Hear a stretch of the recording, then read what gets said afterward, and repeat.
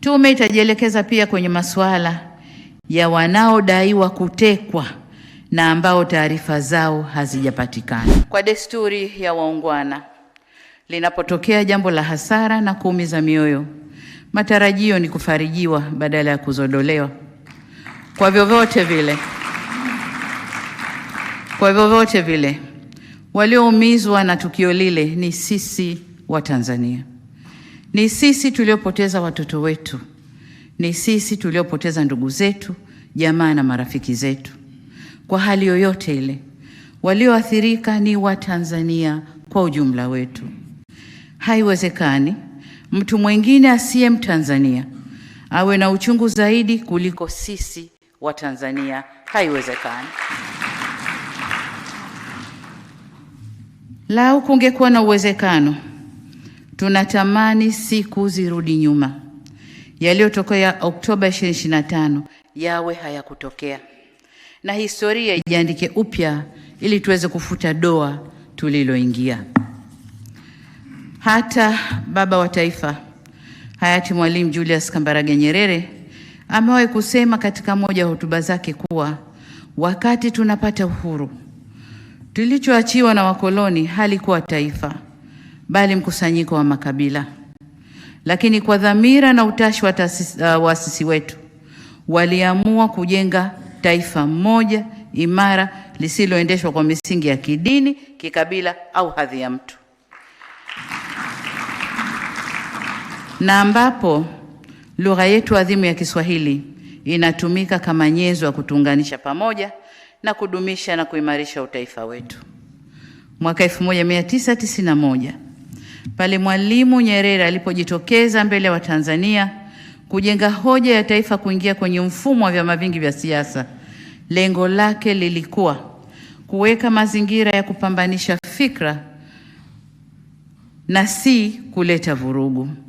Pamoja na hayo, kipekee kabisa narudia kuwashukuru sana wananchi kwa kutoendeleza vitendo vya uvunjifu wa amani licha ya hamasa zilizokuwa zinafanywa hususan kupitia mitandao ya kijamii.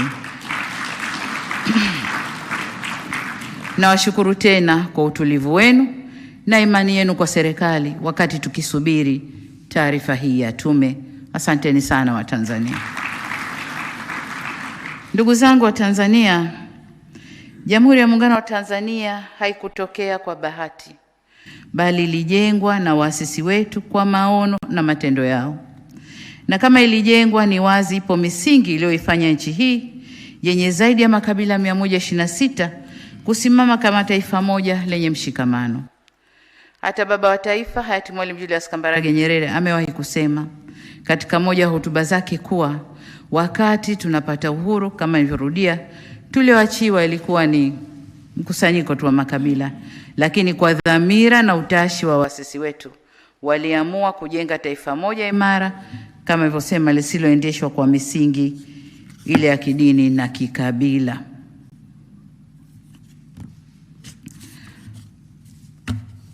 Ndugu viongozi na ndugu wananchi, hayati Kwame Nkrumah alipozungumzia umajumui wa Afrika, mara nyingi alisema ukitaka kumla tembo lazima mkate vipande vipande, akimaanisha haiwezekani kuinyonya Afrika ikiwa imeungana. Kwa bahati mbaya, ndoto yake ya kujenga taifa moja la Afrika, yani the United States of Africa, haikutimia hadi leo. Afrika ingali vipande vipande na bado haijajikomboa kiuchumi.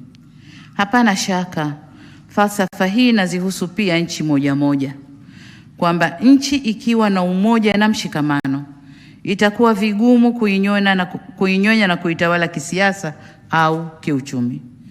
Mataifa mengi yenye rasilimali nyingi yamehujumiwa na kuingizwa kwenye migogoro ili kurahisisha uvunaji wa rasilimali zilizomo kwenye nchi hizo. Na kwa hakika moja ya sababu kubwa ya umaskini wa Afrika ni migogoro ya vita vya wenyewe kwa wenyewe, ambayo ukifuatilia kwa karibu, wapiganisha yupo nje na anaendelea kufaidika na rasilimali za nchi hiyo. Ndugu zangu wa Tanzania, umoja ni nguvu na utengano ni udhaifu. Niwaombe sana tuendelee kuimarisha umoja na mshikamano wetu ili tusitoe nafasi ya kuvurugwa na maadui wa nchi yetu. Waheshimiwa viongozi na Watanzania wenzangu, katika nukta hii ninaelekea sasa kuzungumzia matokeo ya Oktoba 29, 2025. Tutakuwa tunajidanganya tusiposema ukweli kuwa yaliyotokea wakati ule yalitikisa taifa letu. Kwa kweli yalitutikisa. Waswahili tunasema kupotea njia ndio kujua njia. Tumegusa kala moto na tumejifunza.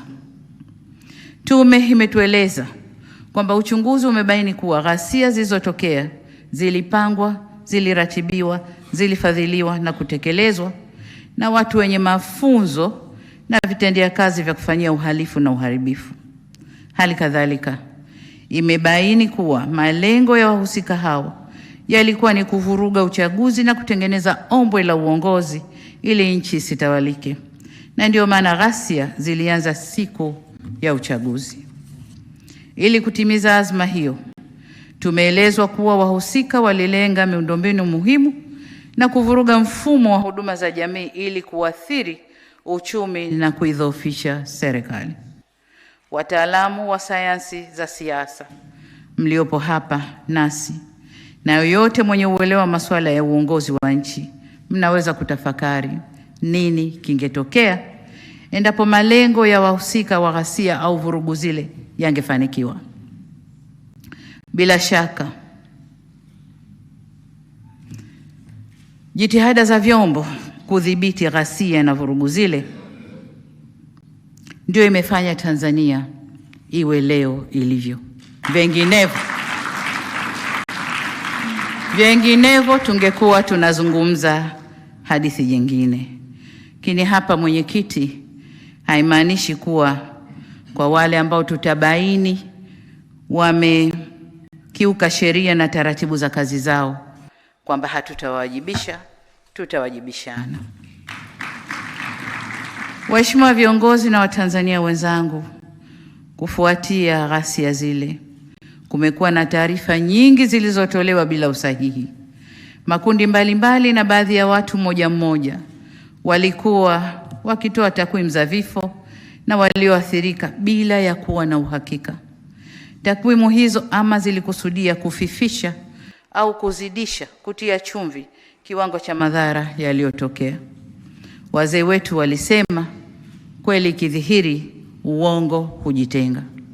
Leo tumepokea takwimu zilizochambuliwa vizuri na tume hii. Tume imewasilisha taarifa yake inayotokana na uchunguzi wa kitaalamu na ukweli umebainika. Takwimu za idadi waliokufa, waliojeruhiwa na waliopata madhara mbalimbali zimechambuliwa na tume na tumezisikia. Aidha, tumeelezwa kuhusu uwepo wa madai ya baadhi ya wananchi ambao hawajaweza kuwaona ndugu zao au jamaa zao baada ya vurugu zile.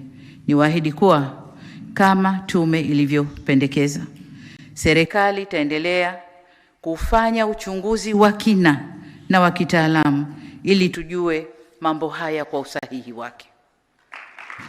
Pendekezo la tume tumelipokea na tutalifanyia kazi na hatutachelewa. Ndugu zangu, katika kuwakumbuka na kutoa heshima kwa waliotangulia mbele ya haki, ninaomba tusimame kwa dakika moja. Tumuombe Mwenyezi Mungu azipumzishe roho zao mahali pema peponi. Kila mtu kwa imani yake.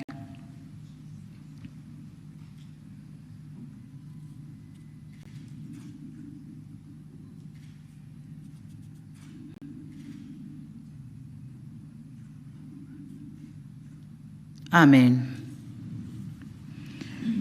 Kwa masikitiko makubwa, nitoe tena pole kwa wazazi wenzangu waliopoteza vijana wao na kwa Tanzania wote tuliopoteza ndugu na jamaa zetu. Katika hatua nyingine, ninawashukuru Wizara ya Afya na wadau wengine wa afya zikiwemo hospitali za umma na hospitali binafsi kwa kufanya kazi usiku na mchana, tena katika mazingira magumu, ili kuokoa maisha ya waliojeruhiwa. Ndugu wananchi, tangu uhuru na hata baada ya muungano, Jamhuri ya Muungano wa Tanzania iliamua kufuata mfumo wa kidemokrasia. Kwa nyakati tofauti tumekuwa na demokrasia ya chama kimoja au vyama vingi vya siasa. Kuanzia mwaka 1992 tumeamua kufuata siasa za demokrasia ya vyama vingi. Katika mfumo huu tunaendelea kujifunza na kukua katika mwelekeo huo. Nakumbuka Mwalimu Nyerere katika hotuba yake ya Juni 1991 akiwa jijini Rio de Janeiro kule Brazil alisema, na hapa na nukuu, kwamba demokrasia sio chupa ya Coca-Cola ambao unaweza kuiagiza. Demokrasia inapaswa kuendelezwa kulingana na nchi yenyewe. Hii ndiyo imani yetu.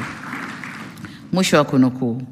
Kwa maneno mengine, demokrasia haina budi kujengwa kwa kuzingatia mazingira ya nchi na muhimu zaidi, mila na tamaduni za nchi husika. Sasa nasi kama nchi tuachwe tujenge demokrasia yetu kwa misingi yetu, mila na desturi zetu. Ndugu zangu, mliponikabidhi dhamana ya kuongoza nchi hii, nilibaini kuwepo kwa changamoto katika mfumo wa demokrasia na siasa za vyama vingi hapa nchini. Kulikuwa na malalamiko mengi kutoka kwa wadau wa siasa na wadau wengine kuhusu kunyimwa kwa uhuru wa kisiasa, uhuru wa kujieleza na changamoto katika mifumo ya uchaguzi. Kupitia falsafa ya R4, yani maridhiano, ustahimilivu, mabadiliko na kujenga upya, R4 kwa Kiingereza, nilichukua hatua kadhaa, ikiwemo kuundwa kwa kikosi kazi cha kushughulikia masuala ya kidemokrasia ya vyama vingi vya siasa nchini, kufanya majadiliano na wadau wa siasa yaliyosababisha kufanyika kwa marekebisho ya sheria kadhaa zinazohusu chaguzi zetu, lakini pia zinazohusu vyama vyetu vya siasa na msajili wa vyama hivyo. Hatua nyingine zilizochukuliwa ni pamoja na kuruhusu na kupanua wigo wa kufanya shughuli za siasa na kukuza uhuru wa vyombo vya habari. Pamoja na hayo, bado kuna mambo kadhaa ya kufanyiwa kazi katika mawanda ya siasa, ikiwemo suala la mabadiliko ya katiba. Kama mnavyofahamu na kama nilivyoahidi, tumepanga kukamilisha mchakato huu katika kipindi hiki cha pili cha awamu ya 6, na ni suala la kipaumbele kwenye ilani ya uchaguzi ya Chama cha Mapinduzi. Kwa upande mwingine, tume imebaini kuwepo kwa malalamiko yanayohusu uwajibikaji wa baadhi ya viongozi na watumishi wa umma katika kushughulikia changamoto na kuwahudumia wananchi. Aidha, zipo tuhuma zinazohusu maadili ya viongozi, kiwemo rushwa, ubadhirifu na matumizi mabaya ya rasilimali za umma. Swala la ajira kwa vijana, kutokuwa na mazingira rafiki ya biashara na uwezeshaji wa wananchi kiuchumi, nayo yameibuliwa. Ripoti pia imegusia kazi ya udhibiti wa vurugu na urudishaji wa hali ya usalama nchini iliyofanywa na vyombo vya ulinzi na usalama. Vile vile zimebainishwa changamoto zilizojitokeza na kupendekezwa hatua za kuchukuliwa ili kuongeza ubora wa kazi za ulinzi wa nchi na usalama wa raia wetu. Waheshimiwa viongozi na ndugu wananchi, kwa hakika katika safari yoyote ya maendeleo, changamoto haziepukiki na hatuna budi kuzikabili kwa nguvu ya pamoja. Kimsingi, dhana halisi ya maendeleo ni kuzikabili na kuzitatua changamoto ili tuweze kusonga mbele. Hili ni jukumu letu sote, upande wa serikali, sekta binafsi na wananchi wote kwa ujumla wetu. Si jambo la busara hata kidogo kuzigeuza changamoto hizi kuwa ni sababu ya kufanya vurugu na uharibifu na uhalifu. Changamoto kama hizi na zaidi ya hizi zipo kwenye nchi nyingi duniani, hata nchi zilizoendelea.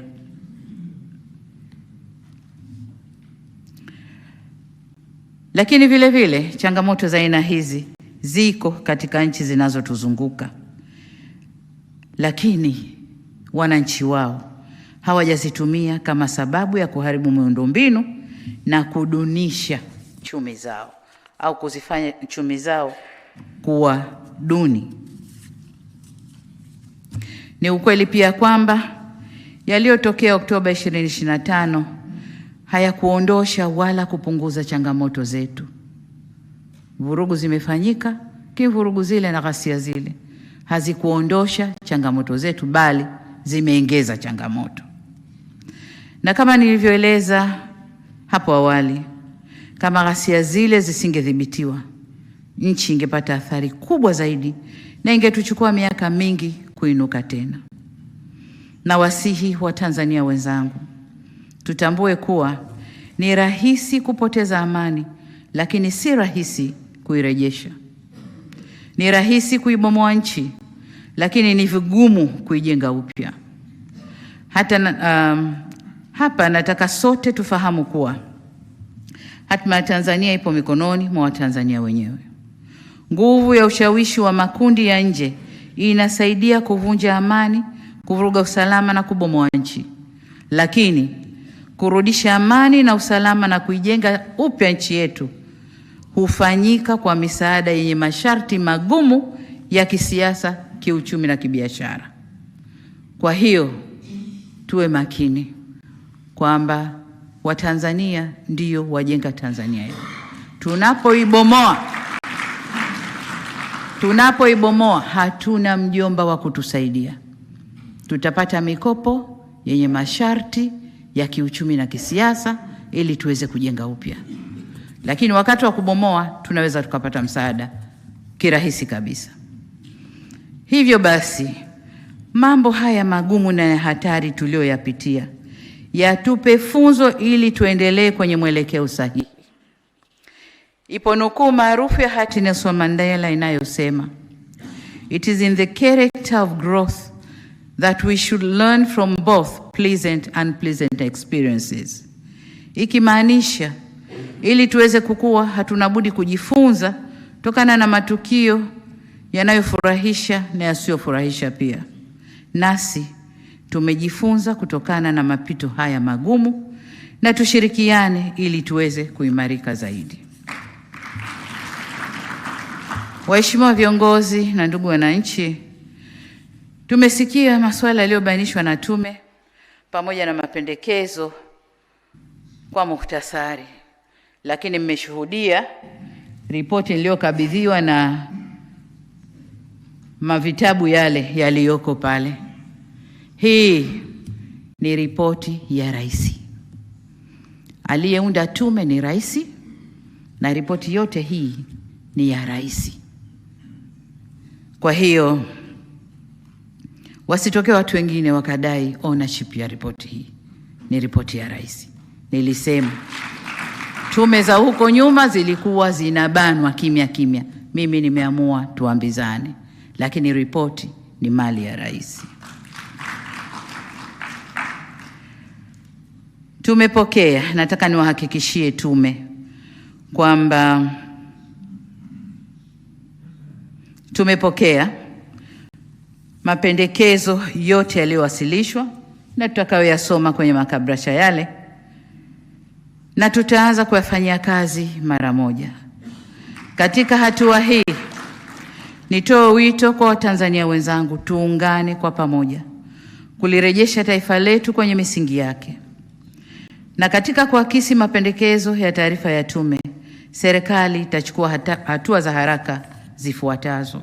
Kwanza, katika muda mfupi ujao itaundwa tume ya maridhiano, lakini kwanza tutakwenda mapendekezo ya tume kufanya upelelezi wa kina wa yale ambayo tume wameyabainisha.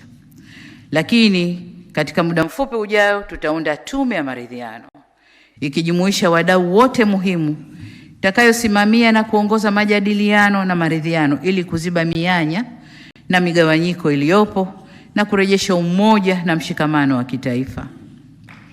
Naomba nikumbushe kuwa nia ya kuwa na tume ya maridhiano ilikuwepo hata kabla matukio ya Oktoba 25, na ni moja ya ahadi zangu nilizoziahidi kutekeleza ndani ya siku 100 za kwanza. Hata hivyo, kwa bahati mbaya, ghasia zilizotokea Oktoba 25 zimechelewesha utekelezaji wa ahadi hiyo, kwa kuwa hata hadidu za rejea za tume ile ambazo nilitayarisha sasa zitapaswa kubadilika kuendana na mazingira yaliyopo sasa. La pili tutakalofanya ni baada ya tume ya maridhiano kuwasilisha ripoti yake, maoni na mapendekezo yatakayowasilishwa ndio yatakayoelekeza au yatakayoelekezwa kwenye mchakato wa kurekebisha katiba ya nchi. Tatu, kwa kuwa ripoti imebainisha kuwepo kwa viashiria vya jinai kuhusu matokeo yale, tutaunda kama nilivyosema chombo maalum cha upelelezi kwa maana criminal investigation kwa ajili ya kufanya kazi iliyopendekezwa na tume. Ripoti ile au chombo kile kitaangalia masuala yaliyobainishwa na kubaini waliohusika katika kupanga, kuratibu na kufadhili matukio ya ghasia au vurugu. Lakini vile vile watajielekeza kubaini wahusika wa matukio ya uhalifu, kwa sababu kuna vurugu, kuna na uhalifu. Kuna wale wote ambao walikuwa wanavunja maduka, kuvamia na kuiba, tajielekeza huko. Kwa bahati nzuri picha zipo zitatuongoza kwenye mambo hayo. Lakini pia tume au chombo kitakachoundwa kitaangalia kwa undani vifo vya watoto na kushughulikia swala la madai ya miili ambayo haijapatikana. Tume hii itajielekeza huko pia. Tume itajielekeza pia kwenye masuala ya wanaodaiwa kutekwa na ambao taarifa zao hazijapatikana. Vile vile walioathirika nje ya eneo la vurugu. Tume itaangalia maeneo yote au hicho chombo kitaangalia maeneo yote haya. Jambo la 4 tutakalofanya ni serikali itaweka utaratibu wa kugharamia matibabu ya majeruhi wa ghasia ambao bado wanahitaji matibabu. Vile vile itagharamia vifaa saidizi na viungo bandia kwa waliopata ulemavu wa kudumu ili waweze kuyamudu mazingira yao ya kila siku. Natambua na kama ilivyosemwa hapa kwamba wapo wafanyabiashara ndogo ndogo ambao kwa uwezo wao hawawezi kuingia bima kubwa za kuweza kuwalipa. Basi nao tutaangalia hasara walioipata na kuangalia faraja tutakayoweza kuwafariji. Jambo la 5, navielekeza vyombo vya ulinzi na usalama kuendelea kutekeleza majukumu yake ili kuhakikisha nchi inaendelea kuwa salama. Jambo la 6, ghasia zile za Oktoba 25 zimegharimu maisha ya Watanzania wenzetu, raia na askari. Vifo hivyo vimetuumiza sana. Tuelekeze mioyo yetu kwa Mola wetu. Tuendelee kuombea ndugu zetu waliotangulia mbele za haki. Aidha, tuliombee taifa letu ili Mwenyezi Mungu aendelee kuliponya na kuliimarisha. Tusimame na maneno ya Mwenyezi Mungu katika kitabu cha 2 cha Mambo ya Nyakati sura ya 7 mstari wa 14 ambayo yanasema, ikiwa watu wangu walioitwa kwa jina langu watajinyenyekesha na kuniomba na kunitafuta uso na kuziacha njia zao mbaya, basi nitasikia toka mbinguni na kuwasamehe dhambi zao na kuiponya nchi yao. Tusimamie hapa. Vile vile maneno ya Mwenyezi Mungu katika Qur'an tukufu sura Al-Araf aya ya 7 mstari wa 13 yanasema, Mola wetu, tumejidhulumu nafsi zetu, na usipotusamehe na kuturehemu, hakika tutakuwa miongoni mwa waliopata hasara. Sasa tusiwe, hasara ilishatokea, tusiendelee kuwa miongoni mwa waliopata hasara. Naomba sana tusimamie maneno ya vitabu vyetu vitukufu. niwaombe sana viongozi wa dini wa madhehebu yote nchini, msimame kwenye nafasi yenu ya kuliponya taifa letu. Waheshimiwa viongozi na Watanzania wenzangu, wakati nikielekea kuhitimisha, nataka nikiri kwamba mimi binafsi sikutarajia kadhia hii ingetokea kwenye nchi yetu kipindi hiki ni kuwa kiongozi mkuu wa nchi. Jambo hili limenitwisha mzigo mzito mabegani kwangu. Lakini nataka niwahakikishie kwa kadri Mwenyezi Mungu atakavyoniongoza na atakavyonijalia, nitaubeba mzigo huu kwa ujasiri, kujiamini na tahadhari kubwa.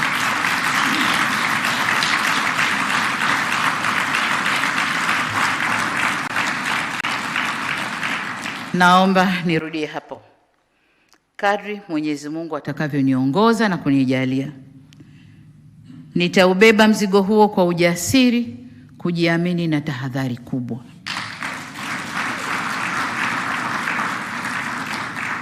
Kwa mara nyingine tena nihakikishie tume kwamba serikali imepokea taarifa hii na mapendekezo yake, na kwa pamoja sisi na nyinyi wanatume tutakwenda kuyafanyia kazi.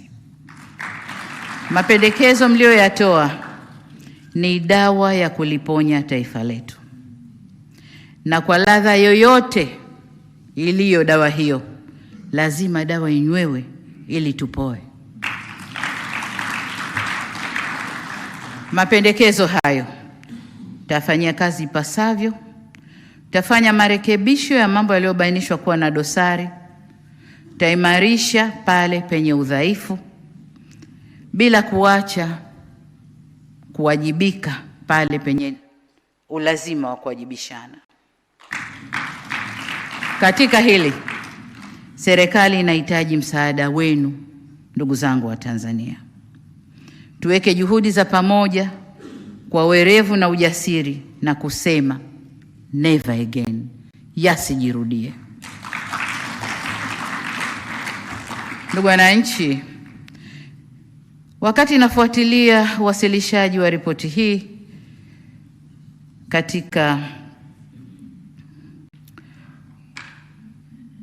nilisikia sentensi inayosema tunamtaka Samia wetu tunayemfahamu, as if kwamba nilipoingia alikuwa Samia mwingine na sasa ni Samia mwingine.